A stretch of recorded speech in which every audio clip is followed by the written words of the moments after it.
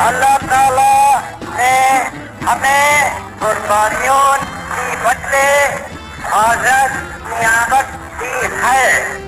There is no power on earth that can undo Pakistan.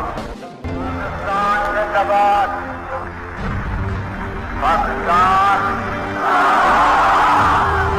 Pakistan.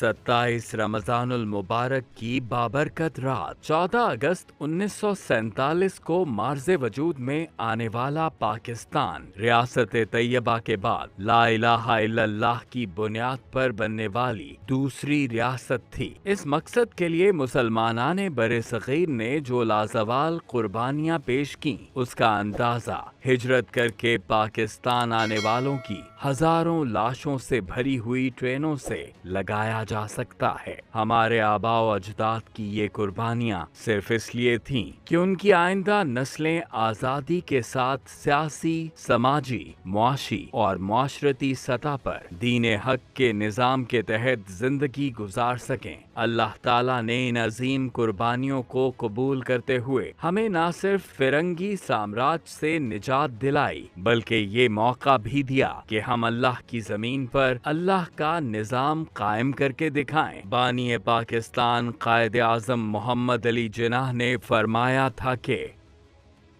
ہم نے پاکستان کا مطالبہ زمین کا ایک ٹکڑا حاصل کرنے کے لیے نہیں کیا تھا بلکہ ہم ایک ایسا ملک حاصل کرنا چاہتے تھے جہاں اسلام کے اصولوں کو آزما سکیں. دو قومی نظریے کی بنیاد پر ہم نے ملک تو حاصل کر لیا مگر اس کی تخلیق کے بنیادی مقاصد سے روگردانی کرتے ہوئے یہاں نفاذ اسلام کے بجائے مغرب کے فرسودہ جمہوری نظام کو رائج کر دیا. جمہوریت کے اس شیطانی نظام نے بندوں کو اللہ کی غلامی سے نکال کر بندوں کا غلام بنا دیا ہے جبکہ مسلمانوں کا یہ ایمان ہے کہ اللہ کی غلامی ہی حقیقی آزادی ہے. اور تحریک پاکستان کی جدوجہد میں جو جذبہ کار فرما تھا اسے علامہ اقبال نے یوں بیان کیا تھا: اس سے بڑھ کر اور کیا فکر و عمل کا انقلاب، بادشاہوں کی نہیں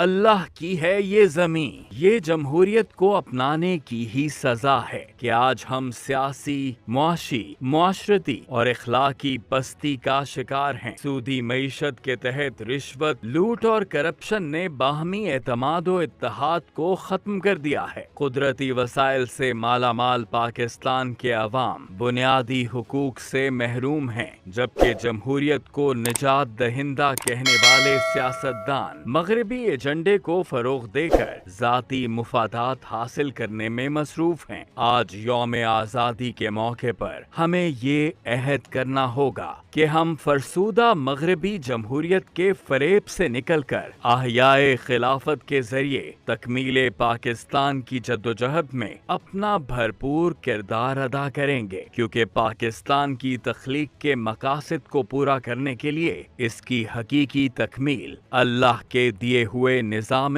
خلافت کو نافذ کیے بغیر ممکن ہی نہیں ہے.